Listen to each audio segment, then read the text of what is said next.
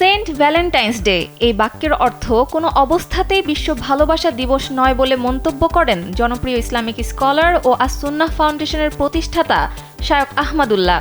তিনি বলেন, পৃথিবীর অন্যান্য দেশে এই দিবসটাকে ভালোবাসা দিবস এরকম কোনো নামে নামকরণ করা হয়নি।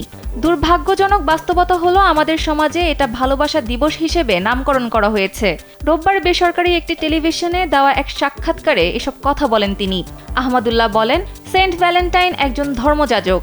তার সঙ্গে কি ঘটেছিল এবং কোন ঘটনাকে কেন্দ্র করে খ্রিস্টানরা পরবর্তীতে কি উদযাপন করেছে, কি ধারণ করে রেখেছে, গুগল করলে, অনলাইন ঘাটলে নিশ্চয়ই এ বিষয়ে জানা যাবে। এই দিবসের ইতিহাস নিয়ে এই মাওলানা বলেন, এটি নিছক ভালোবাসার মতো একটি সেকুলার শব্দ, যে শব্দটি কোনো ধর্মের মানুষের নয়। ইডেন বে কক্সবাজার সমুদ্র সৈকতের উপর নিজেদের একটি ঠিকানা। মাত্র ৫ লাখ টাকায় আপনিও হয়ে যেতে পারেন এই হোটেলের মালিক। এটা এক ধরনের অসাধুতা, অন্তত এটা একটা ভুল তথ্য বলে মনে করেন তিনি। এই ইসলামিক স্কলার আরও বলেন, সেন্ট ভ্যালেন্টাইন্স ডেতে ভালোবাসা বলতে যে বিনিময় হয় তার চেয়ে বেশি বিনিময় হয় বিবাহ বহির্ভূত সম্পর্কের বিনিময়। সর্বোপরি এই দিবসটাকে ভালোবাসা দিবস হিসেবে উদযাপন করা সঠিক মনে করেন না তিনি।